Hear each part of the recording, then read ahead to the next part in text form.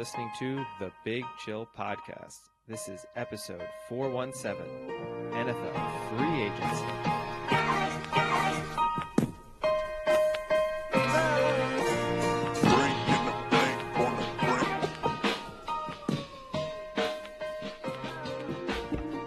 Hello, Big Chillians, and welcome back to the Big Chill Podcast. I'm Frank, joined as always with Eddie.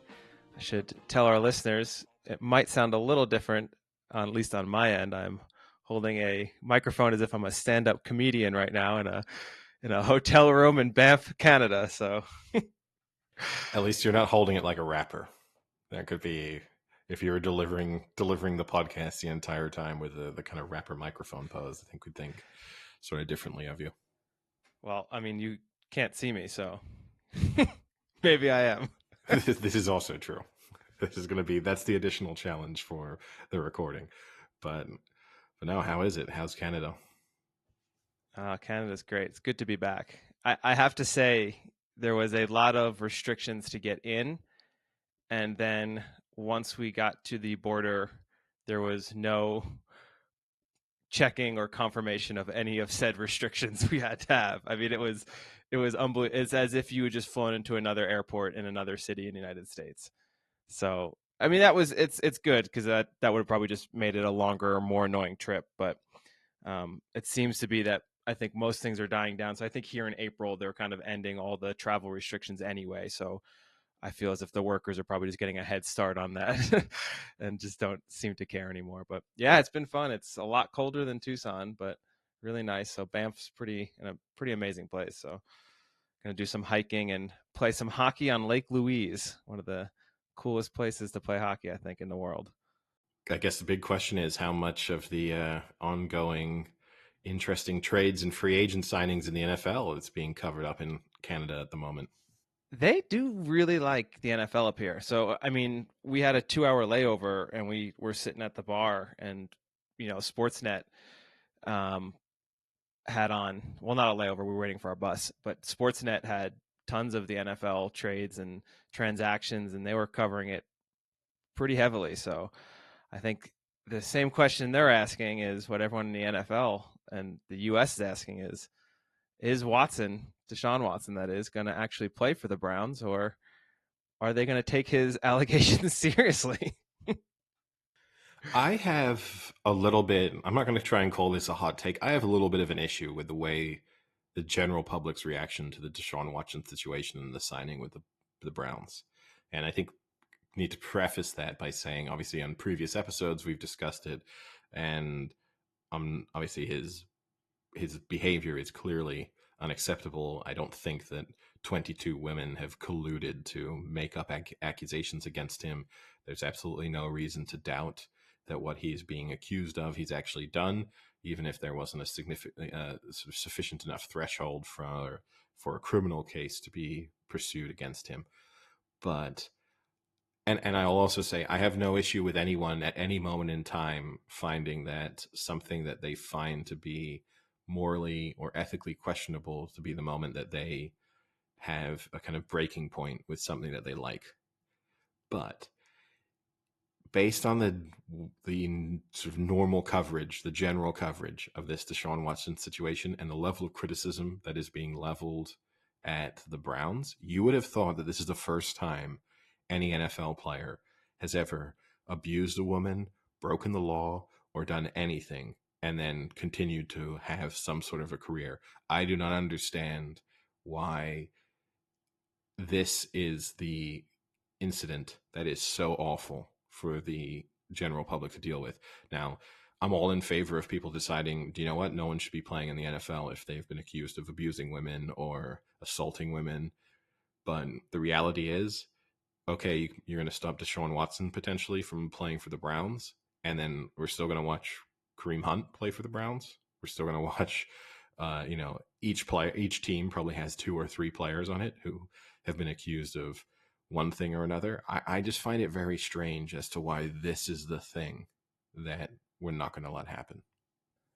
Yeah, no, I agree with you completely on that. And I think, so here's the issue I have isn't necessarily with the Browns. I mean, I don't think it's a great look for the Browns. There are organizations that did come out and say regardless of even if he's found innocent, we're still not going to take him.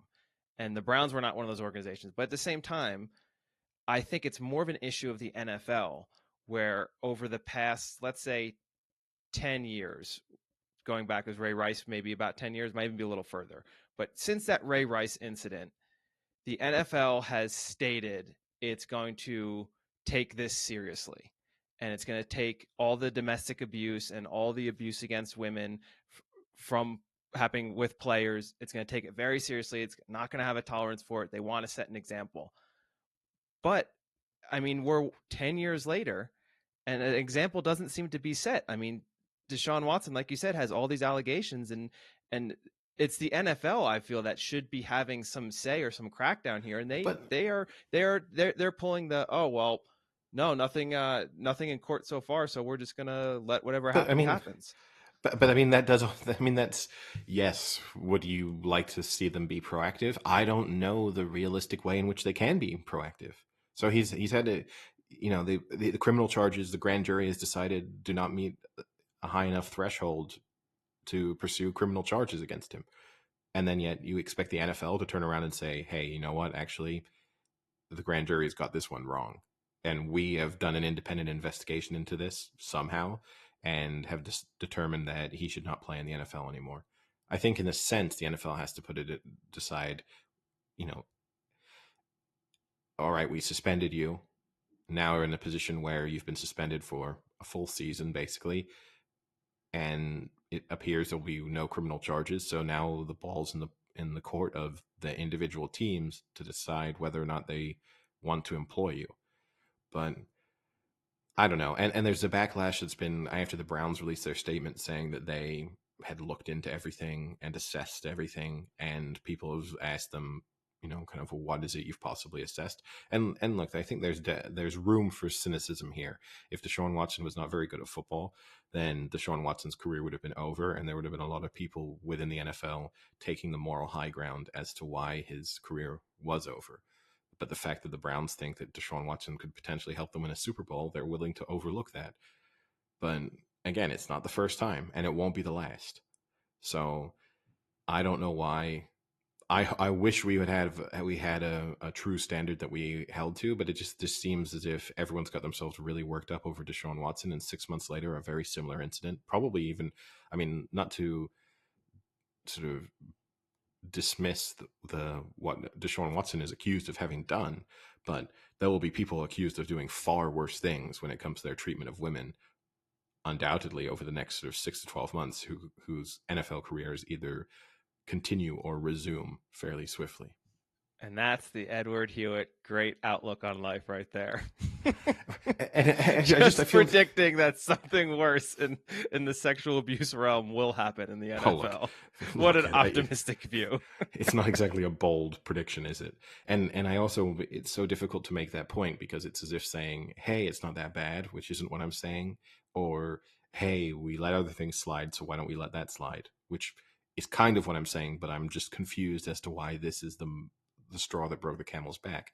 Now, if it is truly the straw that broke the camel's back, and from now on, players are going to be held accountable for all of their off the field behavior, and it is going to seriously impact their contracts and their status within the NFL, great. I'm all in favor of that. But I don't think it will.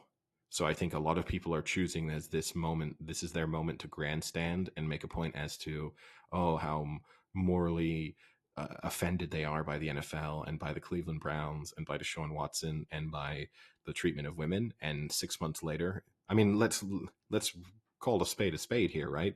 We've spent the last 2 years completely idolizing Kobe Bryant since he died. I know I've made references to it on previous podcasts, but this is a guy who, if you do any tiny little bit of research into what happened to him in Colorado, almost certainly raped someone. And now for 2 years since he died, he is repeatedly being used as the sort of the shining example of what the NBA stands for. And we've all forgotten because he died in under tragic circumstances and because he was really, really good at basketball. And that's fine. No one's asking the Rams why they're mentioning Kobe Bryant in their Super Bowl speeches after they win the Super Bowl. No one's asking why the NBA is putting him front and center in their 75th anniversary celebrations, even though there's a number of you know players who probably contributed more to the legacy of the NBA and been better players who are all still alive. No, that's fine. But Deshaun Watson, no, you can't. That doesn't sit with us.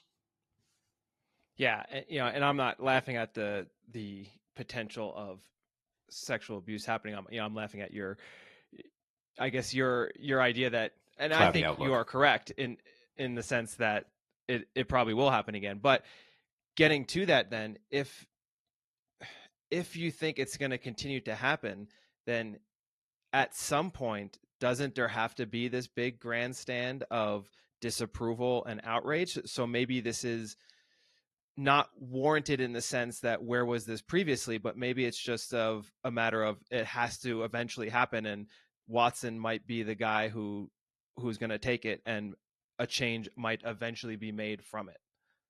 Yeah, no, you're 100% right. And if this is the moment where things start to change, then great. Then I'll retract the comments I've just made in a sense.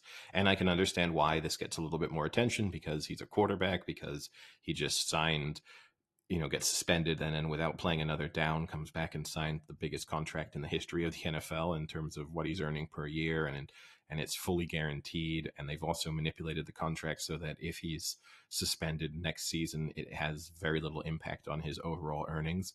I can understand all of that bit as to why it just does not sit well with the general public. It's just funny to me that there's this exodus from Browns fans supposedly on social media. There's people in the media. Look, and I kind of said this. Hey, this is a chance to follow us on Twitter or Instagram if you're not already doing so. Look for the Pick Chill podcast. But there's people. I find people in the media coverage who are saying that the Browns are amoral, and yet, look, if you're that opposed to what the NFL does, who it employs, and what it stands for, and you're in the media making money, your career is coming from covering the NFL. You're part of the problem. Like, you need to be realistic about that. If you think that the Browns and Deshaun Watson are the only issue within the NFL, if you're not someone who's working for ESPN or Fox or whoever it is, who is literally spending almost all of their time talking about how uncomfortable it is that that a sizable chunk of the NFL has had serious accusations or sometimes actual sort of convictions in terms of how they've treated women, then to decide that I'm going to be able to really grandstand on this one because it's the Cleveland Browns, which is how it sort of feels to a degree. Um, that I don't like. And also, I mean, the other thing that's uncomfortable, right, is this comes on the back of Calvin Ridley getting, well, let's say, looks like his suspension will be as serious as Deshaun Watson's was for betting on a game when he was, well, betting on a series of games when he was away from the teams, and players with sort of minor drug charges get stricter suspensions than if you beat your wife up. I think that's the inconsistency in the suspensions and the punishment that are handed out by the NFL are also another issue for them. It's crazy that you're better off, that getting caught smoking weed is considered worse than you know seriously harming a woman. But it is what it is. It's not new, and it seems to me as if some people are just having their. It's as if they've just started to realize this. Yeah, and I think moving past that a little bit. So for those who haven't heard, Deshaun Watson went to the Browns for a first round pick for the next 3 years, as well as a 2023 third round pick and a fourth round pick. So I guess in terms of the teams now, do you think this was a win-win? It's definitely a win for the Texans. I cannot believe that they got as much as they did for him. I mean, the question that has to be asked: how much would he have been worth if he hadn't had this hanging over his head? I guess he's worth like 7 first round picks if he's not suspended for a year and has his future in doubt. I guess that's the thing that I can't quite wrap my head around. For the Browns, I sort of understand the move in terms of the fact that Baker Mayfield was not the quarterback that was going to win them the Super Bowl. They have a very good squad. They do feel as if they're sort of built to win now. And if you're going to do that, you need a quarterback who can get you over the line. But I, I don't know. It feels like they overpaid for him. Yeah, I mean, I think they overpaid for him a little bit, considering now when you look at a lot of these good teams in the NFL and the teams that are making the playoffs, you have to have a lot of your players on rookie contracts. You need to have good players that are making valuable contributions to your team that are on rookie contracts. And losing your first round pick for the next 3 years is going to severely limit the amount of direct impact type of players you can get. And that's not saying, you have some great drafts and maybe you get a few good second rounders, but you're losing a lot of value there that's going to make your team great. And on top of that, that they seem to just be losing players left and right. I mean, so you have obviously Mayfield who will be gone, but then you also have Jarvis Landry and Odell Beckham both gone in this year.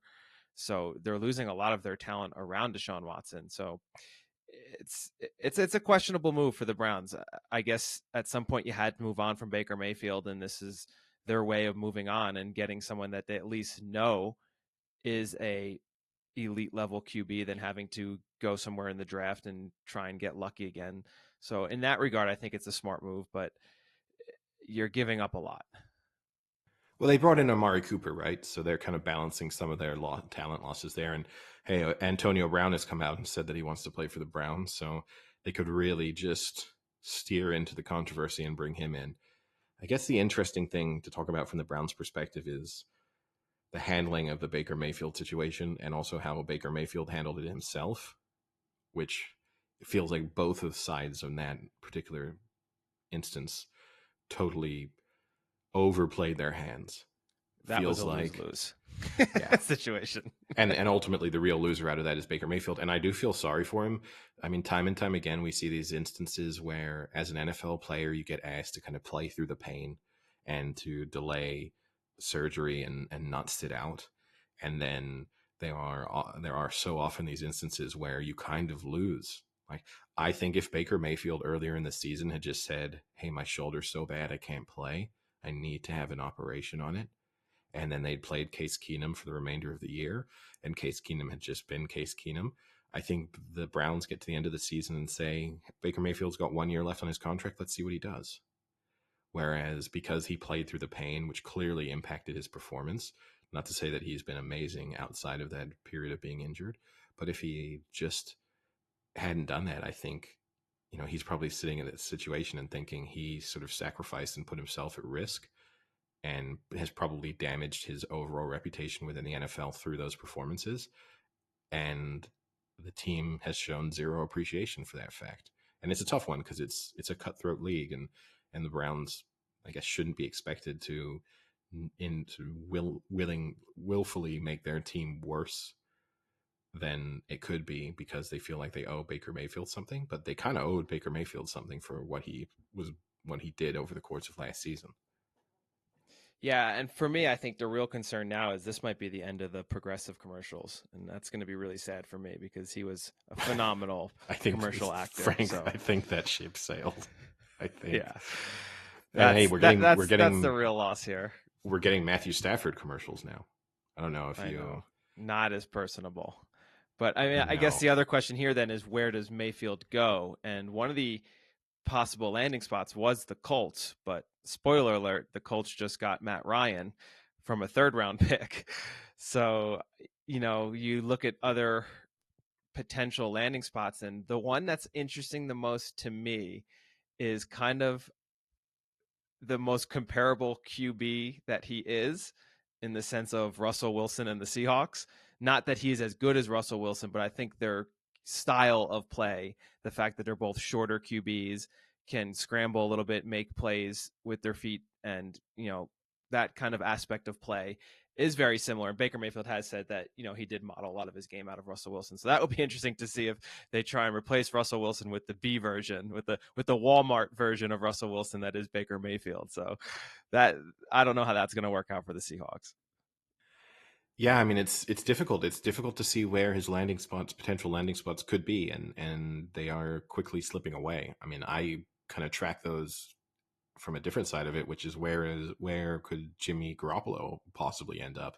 And it seems in a similar situation where it also there are fewer and fewer viable candidates for any trade there from a Niners perspective. I think He's if you're going to end Baker, up in the huddle of the San Francisco 49ers in week 1, Eddie. That's where he's ending up. I don't think he'll be in the huddle. If you want to tell me he's on the sidelines, I wouldn't. I wouldn't rule that out. Just because they might get to a point where they realize there's just no point in trading him or cutting him.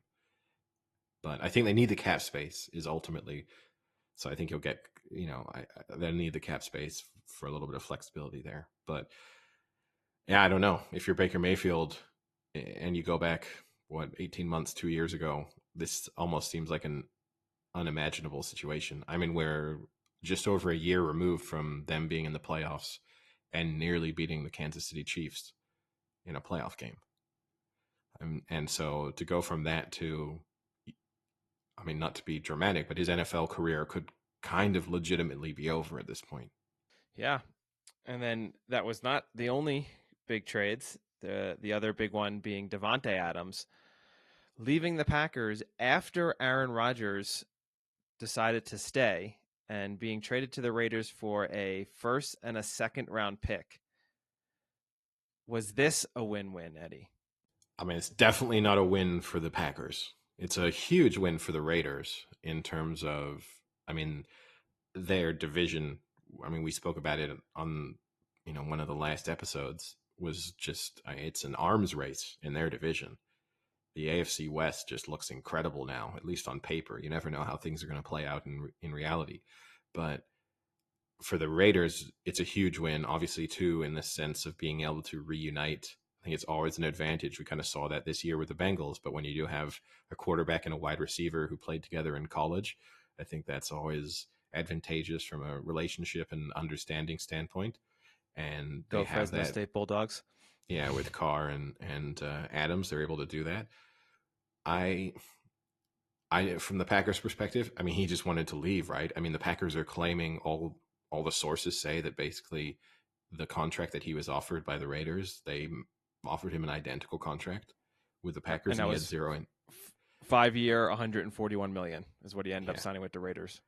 I mean, he's basically getting paid like a quarterback, pretty much, and he had no interest supposedly in signing that with the Packers, so you had to get rid of him at that point. I mean, the difficult thing to wrap your head around at this moment is how involved was Aaron Rodgers in this? Did Aaron Rodgers know this was going to happen before he decided to come back and sign his new deal?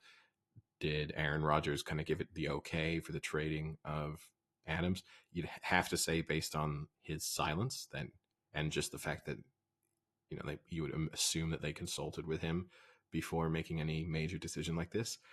All of that seems weird because Aaron Rodgers is going to spend the last 12 months. They did that that last dance, the like MJ Pippin post where everyone thought this was the sign that neither one of them would ever return to the Packers after the end of this season.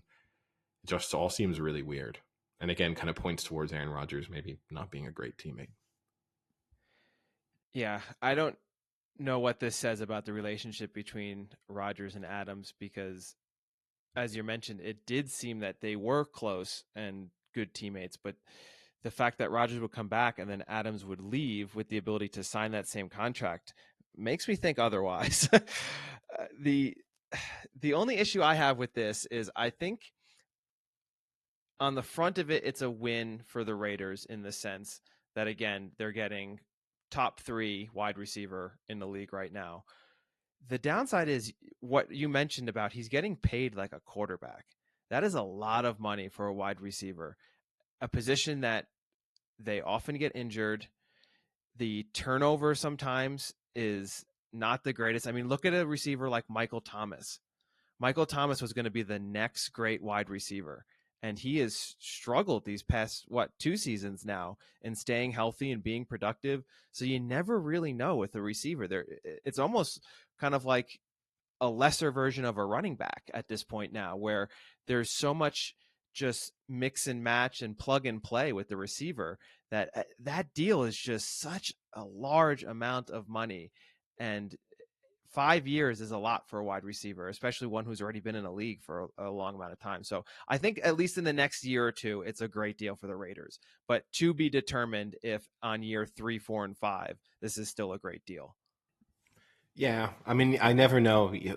NFL contracts, right? They're worth they're not even worth the paper they're written on a lot of the times. Because, I mean, yes, the question is always about guaranteed money, but then they can also sort of front load those contracts with how the signing bonuses work in terms of the flexibility it gives them from a cap perspective later on in the deal. And then you also have a situation where, what clauses do they have to get out of the contract? Even if he stays, you kind of pressure a player into restructuring their deal so that it's more cap friendly. There's all these things where we see the big numbers get reported, and that's just an agent trying to kind of pump up the work that they've done. And I'm never certain. I mean, we saw this just Juju Smith-Schuster, right, who's just signed with the Chiefs, and I think the deal was reported to be $7.5 million or something per year, and then basically it works out that it's about $3 million a year, or even slightly less, and the rest is It's just like a all lot of it. incentive based. Yeah, a lot of weird incentives. Yeah, that he'll just never get. But from his agent's perspective, they just get to plaster it all over the news that, hey, we got Juju Smith-Schuster to sign a 1 year deal with the Chiefs for $7 million a year, and that's the bit. People can lose their minds over NFL contracts when the reality is the player will never probably see that money, and if the team really wants to get out of the deal, they probably can. So I don't know. It seems like a ton of money, and they could. It feels like they will have overpaid within the wide receiver market, but at the same time, if the Raiders want to be relevant in their current form in this season and in the division that they're in, they kind of got forced into making moves like this. I guess the other big wide receiver signing is the Jaguars, who obviously wanted to give help to Trevor Lawrence, but may have slightly overpaid with paying Christian Kirk as the third highest wide receiver in the NFL currently. For Yeah, it those who feels like don't the even know who we're talking about, he was a receiver with the Cardinals. yeah he was what there he was their deep he was the deep threat with the Cardinals, basically Yeah. their big play wide receiver, and they're paying him like can be a number one wide receiver, and obviously not only a number one wide receiver, but one of the very best in the league. It feels difficult because it just seems like the teams that are bad in the NFL just make bad decisions year in year out. And maybe he'll be decent, but I doubt he'll live up to the sort of justify the amount of money that they're spending on him. But it just So seems like teams get desperate and then they want to make moves so that it looks like they're making moves, and then this is going to be an albatross that they might have to deal with for the next couple of seasons. so will be his fifth year in the league. He has yet to have over 1,000 yards receiving, and his highest touchdown output was 6. The other downside about that is he has yet to be able to play a full season. um, so it's it's a very strange signing, and you're right. I think this just shows that teams that don't know what they're doing still continue to not know what they're doing, and then I don't get why people can't understand why teams that are constantly there are still there. Like, look at the Steelers. I bash the Steelers a lot, and you look at their roster level and it doesn't look great, but for some reason they are making moves that maybe don't look great on paper, but are putting out a team that is competitive and is making the playoffs. I mean, they did it again this year with a team that I looked on paper and I thought they were a 3-win team. So good organizations make good moves and know what they're doing, and bad organizations just throw money at whatever without really thinking about it. Yeah, 100%. And I do feel like sometimes it's just teams trying to, prove a point, that they're willing to spend money. They're trying to make their team better, and you're kind of trying to appease your fan base in the process, and ultimately ends up being a big mistake. I mean, Yeah, I guess I mean, the other look at the notable free Giants. agent signing away, right, was Von Miller's huge contract he signed with the Buffalo Bills. Although it seems like it's another instance where the contract looks huge on paper, but the deal itself will probably never be worth that amount uh, in the Six end. year, 114 million was what Von Miller signed for. Yeah, that is an interesting one. I mean, a lot of that has to be due to his playoff play. Went to the Rams, he had 5 sacks in 5 playoff games, so he had a great playoff and was constantly talked of, and he was always there making plays. So he, kudos to him. He had a great postseason. He knew he had to produce if he wanted to get a big contract, and he did. And now he's going to be on another super competitive team who will definitely utilize his services well. And I think it's a great upgrade for the Bills. Now they have a great secondary. Now they'll have a little better pass rush. They can clamp down on that secondary with the receivers and give quarterbacks even less time and less of a window to throw in. Yeah. And for people maybe who are unfamiliar with sort of what we're referring to when we say that these NFL contracts aren't worth what they always get reported. I guess in the case of Von Miller, for example, you look at the total deal is worth just around 120 million. He's only guaranteed to get 52 and a half of that. So already, over half of it is unguaranteed. He did get an $18 million signing bonus, so that bit he gets just from signing the contract. But then his guaranteed earnings over the next couple of seasons, it's only $1.1 million this season, $1.3 million the season after, and then kind of a similar amount the following season, but with a $13.4 million bonus if he's on the roster. So you look from the Bills' perspective, maybe they think he's coming towards the end of his career. If they want to cut him in at the end of 2 years' time, they obviously get out of the vast majority of the contract that they've signed him to. So it's one of those things where the numbers that get reported are so huge, but the reality is a little bit different. So that's all the NFL trades and signings I had marked down. Did you have any more that you wanted to bring up of interest? Not really, no.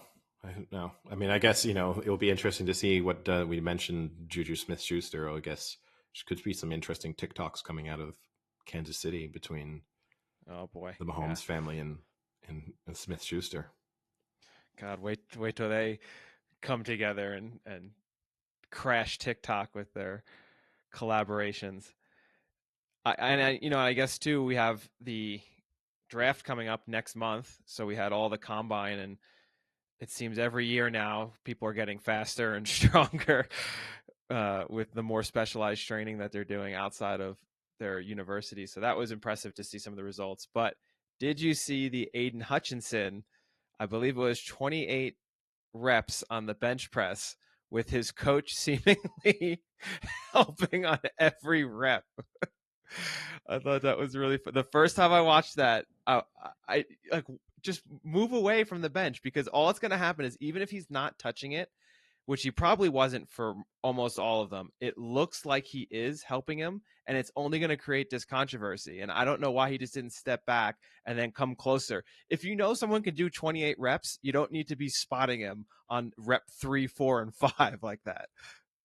Yeah, I mean, I guess that's the issue, right? It shows a severe lack of confidence from the coach's perspective. And yeah, if you know, hey, he's going to be able to do comfortably at least 15, so I can relax until he gets to say, 12, 13, and then I might start paying attention just in case. But yeah, the fact that from rep one, now I guess the argument you could spin is say he has helped him significantly on a lot of those reps.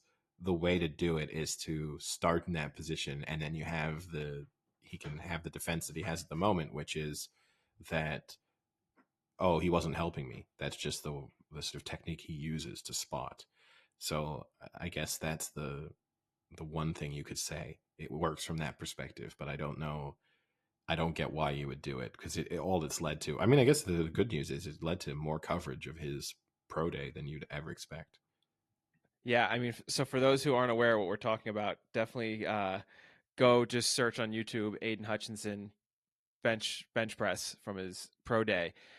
But you make a good point.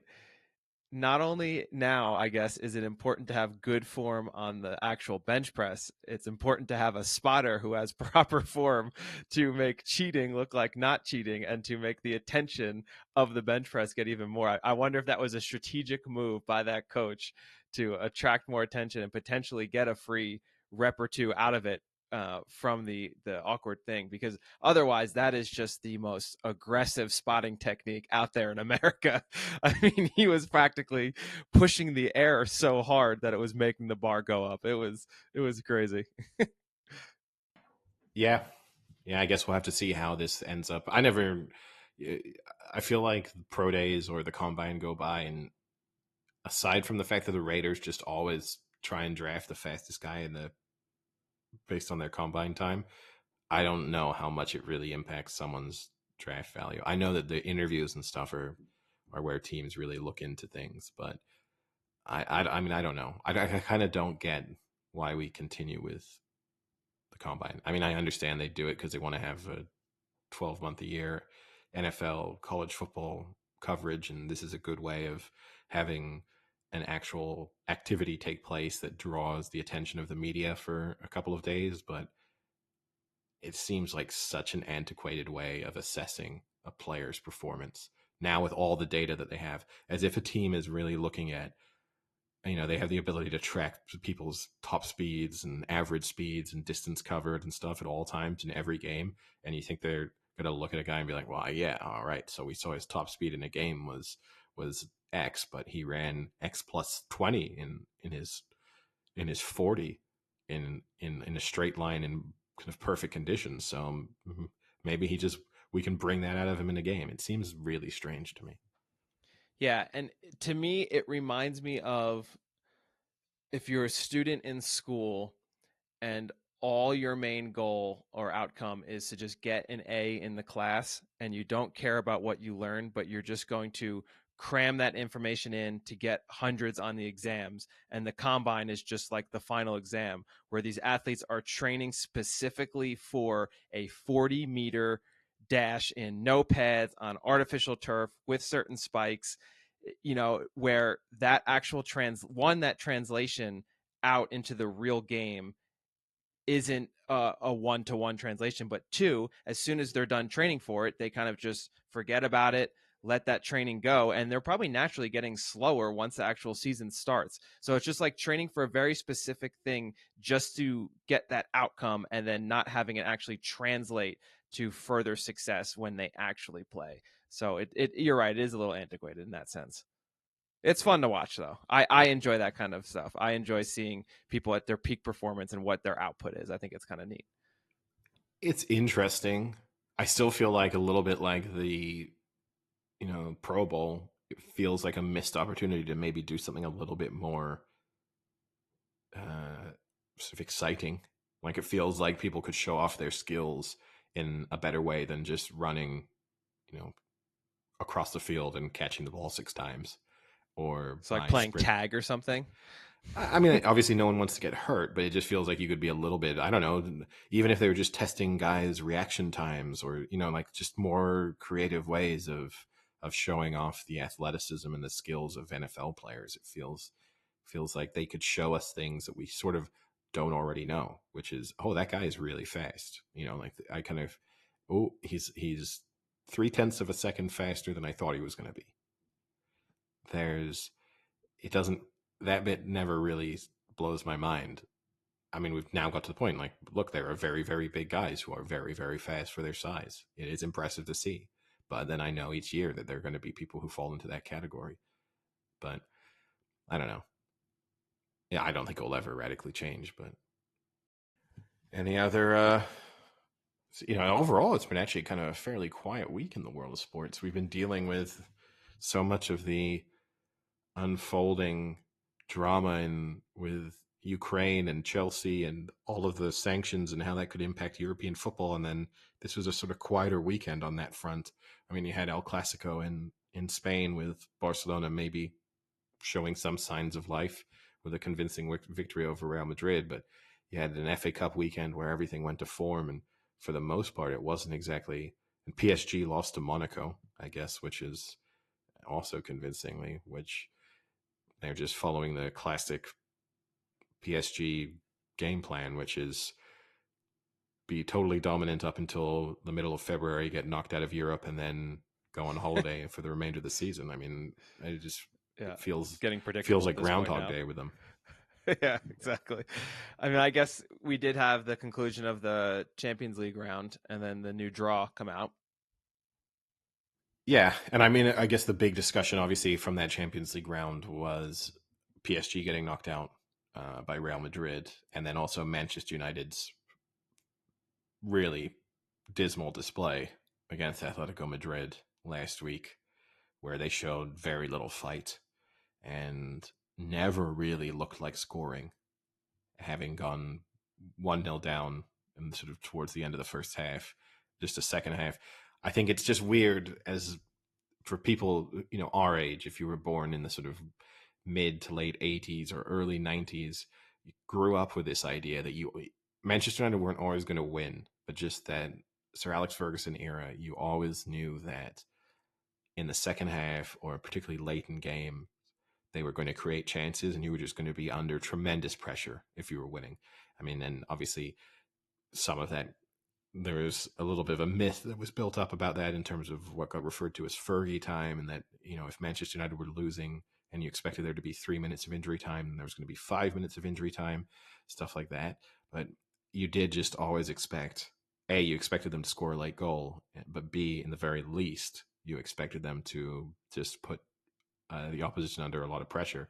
And then this is just watching a Manchester United team that seemed like it had no fight in it and kind of just went through the motions for in a second half in what was for them a really big match, because it doesn't look like they're going to get the Champions League through the league itself. So their only hope of doing that was actually, as slim as it was winning the Champions League itself.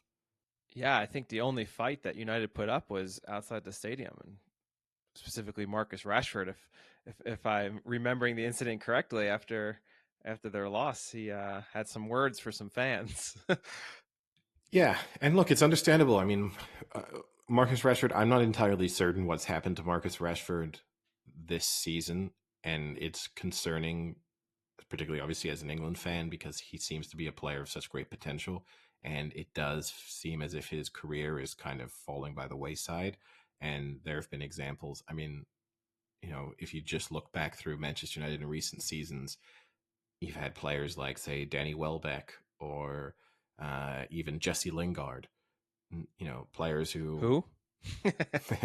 who thought that they were going to be, go on to huge careers, and then, he feels like I mean, the closest parallels in some respects, he feels like he might be falling into the category of, say, someone like Daniel Sturridge or Danny Welbeck, where earlier in their career, playing for quite big teams and showing some promise and getting England caps and, scoring the odd occasional big goal, and then just sort of sink into mediocrity. Hopefully he's still so young that hopefully he can get back on track before it's too late. But I can understand his levels of frustration, because he is a little bit of a whipping boy for Manchester United fans and England fans and just the general public. And I can see why he might feel as if he's unfairly targeted at times. Yeah, so out of the next round, which would be the quarterfinals, right? Yeah. Yeah. What matchup is intriguing you? Chelsea, Real Madrid. Yeah, I mean, that's the only really big clash, really. Bayern Munich and Liverpool will be delighted with the draws that they've been handed, with Bayern playing Villarreal and Liverpool playing Benfica. I think they'd both feel as if you get to the Champions League, with the utmost respect to both of those teams, but if you get to the Champions League and that's who your opposition is, you'd be delighted. They would have taken that every single time if they'd been offered it at the beginning of the season. And then even Manchester City, I mean, Atletico Madrid are difficult to handle, and you know that with Diego Simeone, he's, you know, love him or hate him, and people leveling, kind of accusing him of kind of almost playing anti-football, and that they embrace the dark arts of football in terms of how they play, and that they're dirty and they Oh, try and nice take Hogwarts reference, Eddie. take advantage of all of the loopholes and manipulate officials and kind of do everything that they can. It will be a tough match for Manchester City, but you'd still expect that over two legs that they just have too much firepower. I mean, Atletico did not look great against Manchester United. The only reason they got through is because Manchester United themselves looked even worse. But I don't think City would have watched those two legs or anything that Atletico have done in La Liga this season and thought, "Oh, that's a really tough Champions League quarterfinal tie." So, in some respects, it's not the most fascinating uh, Champions League draw in the world, and Chelsea Real Madrid is the only real highlight. I guess the thing is, it could be setting itself up for just an incredible semifinal, because I mean, I think, you know arguably in City, Bayern, and Liverpool, those are probably the three best sides in Europe at the moment. And then I guess Chelsea and Real Madrid might be the two vying for that fourth spot. You could make a solid argument for that. So you do have the possibility of having the four best teams in Europe playing against each other in the semifinals, which doesn't often happen. Now, we could say this, and then the semifinals end up being Atletico Madrid against Benfica, and it looks very different. But it could be at least set up from a neutral's perspective. It could be set up for a really great semifinal. Yeah, and I mean, besides the absence of the star power of PSG, you know, you're really getting the best team still, which that would be awesome, and hopefully that can happen, and we can get a little more coverage into that once it happens. But going from, I guess, the Champions League quarterfinals to the Sweet 16 currently for the NCAA bracket for college basketball, it's been again, pretty eventful March Madness, as it's so aptly named, where after the first round, ESPN reported that there was no perfect brackets still out there. So a very crazy first round where you saw the number 2 seed Kentucky lose to St. Peter's, a school in New Jersey that I didn't even know existed. So, I mean, I have to agree with you. I had never heard of St. Peter's before, but and you're now not they from New are. Jersey. No, I mean it is worse for you, but it's still shocking to follow college sports as much as I do, and every year pay attention to March Madness. And yes, even when they are the smaller schools, they tend to make an appearance, every couple of years. So to not even have any sort of name recognition for, if you had asked me, I mean, you just said New Jersey, I couldn't have told you they were in New Jersey now. I don't even know. I would have guessed somewhere in kind of East Coast area, but I mean, it's crazy to me in some respects to have a team in the Sweet 16 where I just literally know absolutely nothing about the school. And I guess, Eddie, you'd be happy in me reporting that our Big Chill podcast group, you are the current leader, and you pretty much have the best line to the championship. You have the max amount of points available, and there's only a few other people I think that have a legitimate chance to catch you at this point when we're only at the Sweet 16, which is pretty intense. I mean, a lot of people had picked Arizona to win it all, which you also have. So I think that's going to rule out the chance of a lot of other people being able to catch you. There's a few that have Gonzaga and Villanova, but for the most part, the majority of our group picked Arizona. So you're looking pretty good in that respect. Much better than I am, sitting in, I think, about fifth to last. Yeah, no, I feel pretty pleased.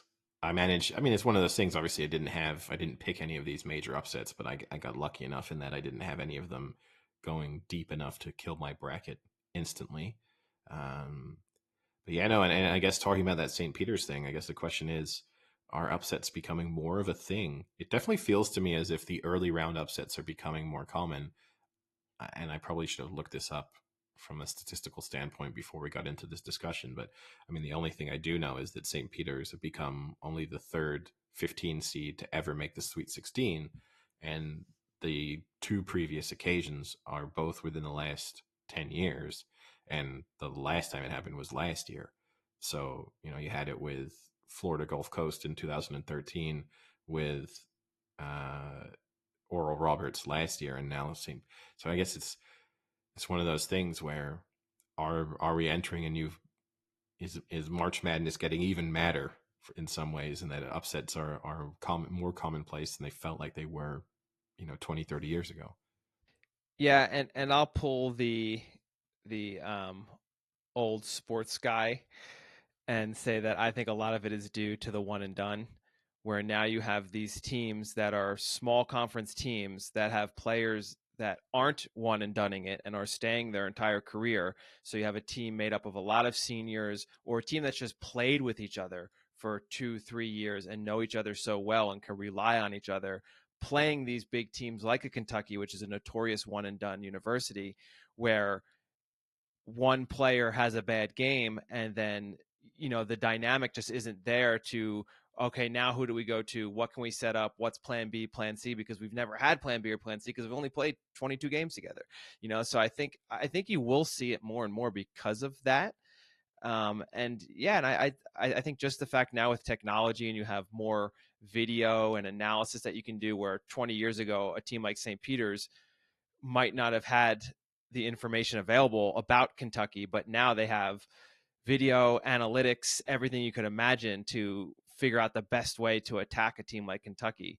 So I think you are going to see more and more as we keep going here.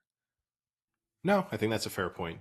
I mean, it's a really good point as to why it's becoming more common. I think the other element too, a little bit, is just the popularity of the three, and it's just if one team is either really hot or if the other team just can't make a three, and they again it kind of goes back to your idea they don't have a plan B. You'll watch these college games where teams are just bricking every three and they just keep going because that's the thing that they know how to do.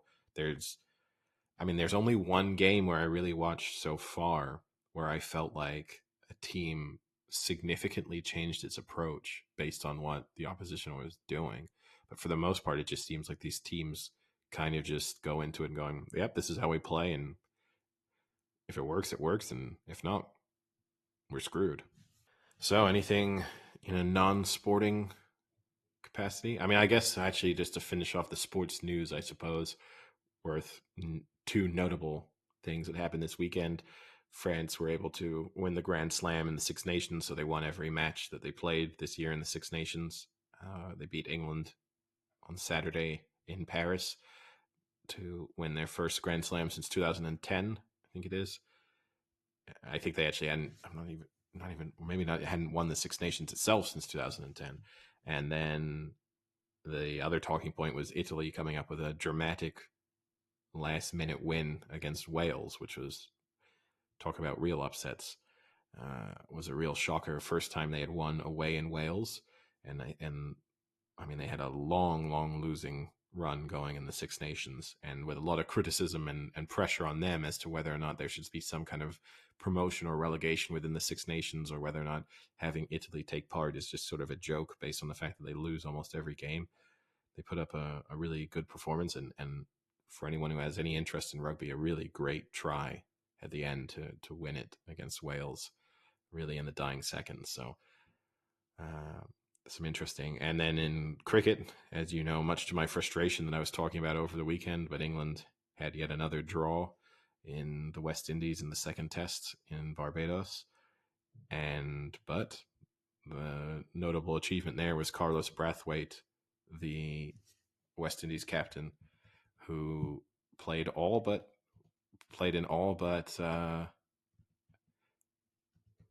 18 of the overs. Sorry, Kraigg Brathwaite, I should say. Carlos Brathwaite is the remember the name all rounder from the World Cup a few years ago. But Kraigg Brathwaite, who then played in So all but 18 of the overs over the course of the 5 days. So we obviously spoke about cricket pretty extensively and how long a test match is. But if you imagine it's 5 days of nonstop cricket, and he was only not on the field for about sort of whatever that works out to 2 or 3% of those 5 days. So maybe when that announcement of remember the name for Brathwaite was said, it was just for all of that name in general, not one specific person, but anyone who holds that name.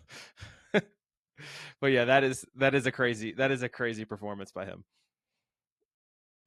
Yeah, and I mean he is very much breaking the mold in terms of and in a sense it's relevant to the conversation we had with Jared Kimber, where he mentioned Shivnarine Chanderpaul, who was maybe one of the last players who kind of adopted that style of where it was not about necessarily scoring runs, it was just about not getting out. And Brathwaite has very much adopted that same approach, and works with singles. He's not a big hitter. He's not, really getting boundaries or scoring at any quick rate, but he is frustrating teams. And I mean, England could just not get him out. And the levels of concentration required to bat for that length of time, it's pretty incredible to watch. But away from sports, any food or popular culture or anything like that that's caught your eye over the past few days? No, not in the food or pop culture, but sticking with sports, I know we don't discuss hockey very much, but Alex Ovechkin just passed Jaromir Jagr for third all time in goals, and now he's only behind Gordie Howe and Wayne Gretzky. And as of right now, he's about a little over 100. He's 127 goals behind Gretzky, with a little left in the season. So if he keeps on the pace he's on it this season, he'll be around 113 goals behind Gretzky for the all-time record. And he's averaging the last 3 seasons besides that 2021 pandemic season, he's averaging 50 goals a season.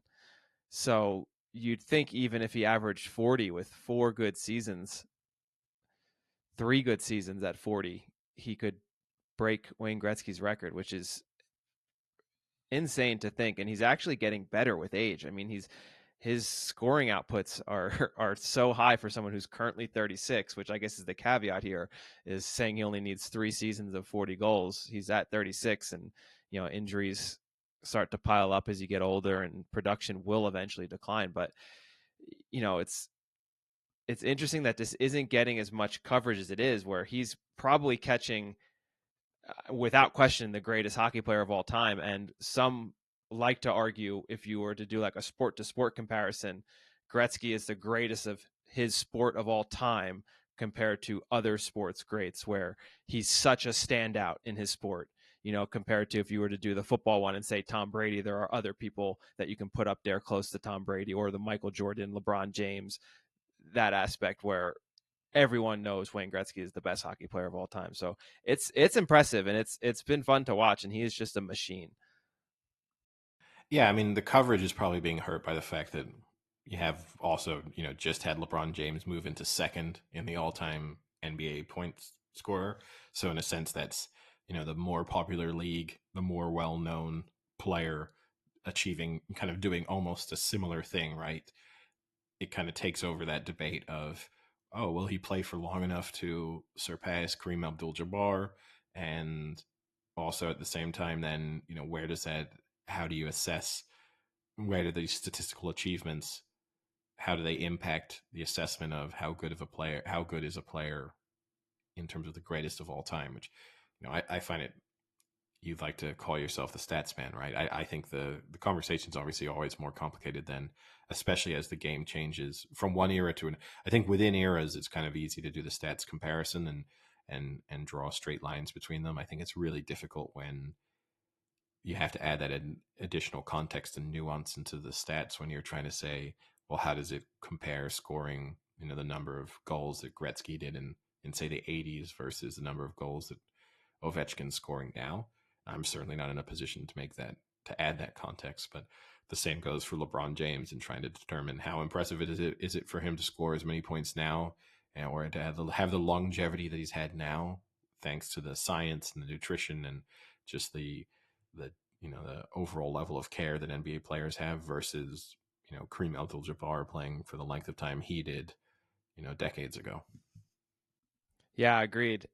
I mean, but the other thing about Wayne Gretzky that made him so great is, Ovechkin is what, let's say 120 goals behind him all time, but his total points is just under 1,400 points, whereas Wayne Gretzky's total points is like 2,800.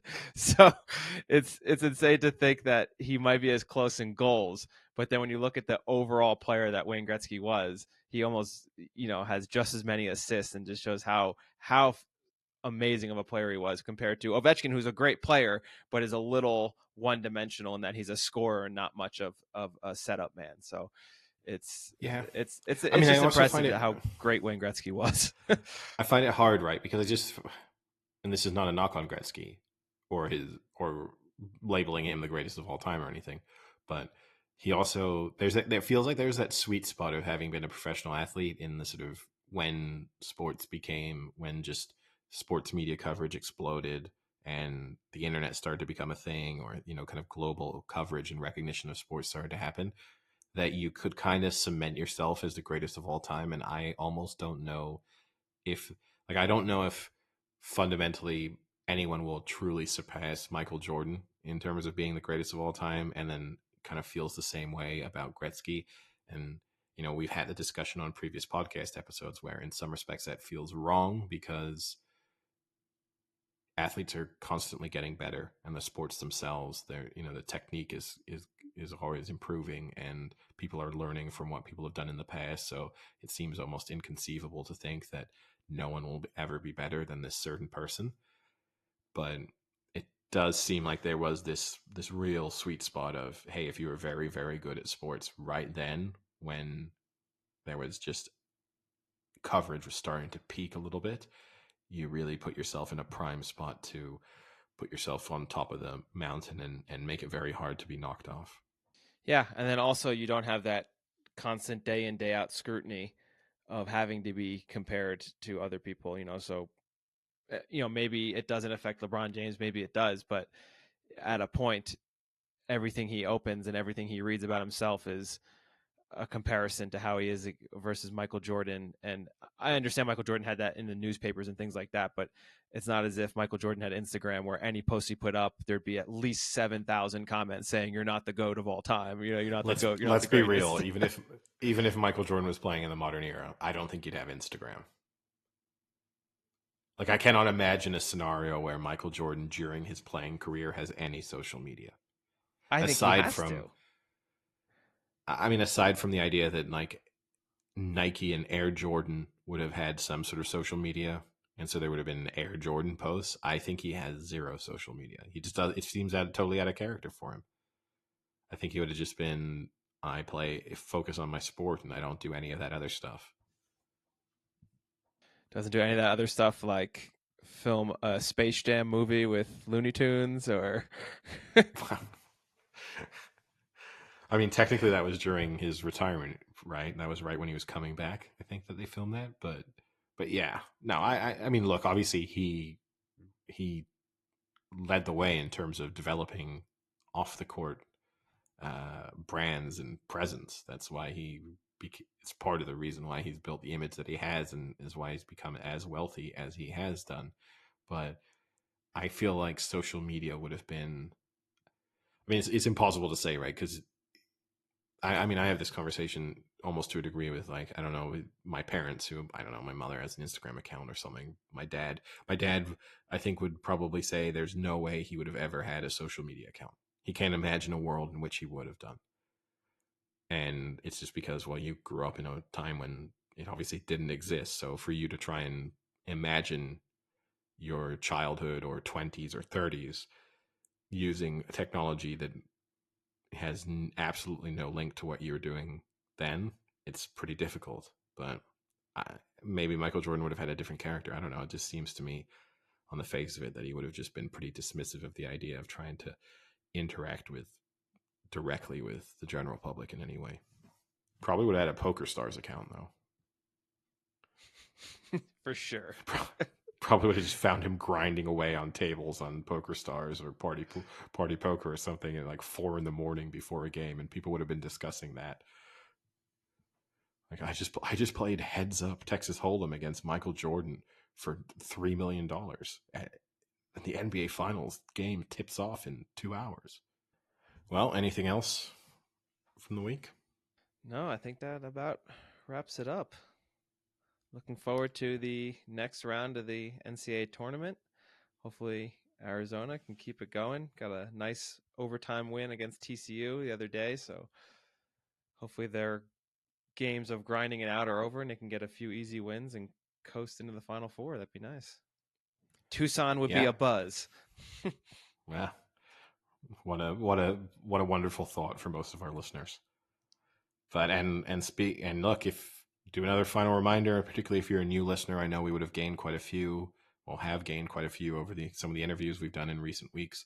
But if you are listening to this, make sure you subscribe, leave a review, follow us on social media, and also recommend the podcast to a friend. It's the easiest way.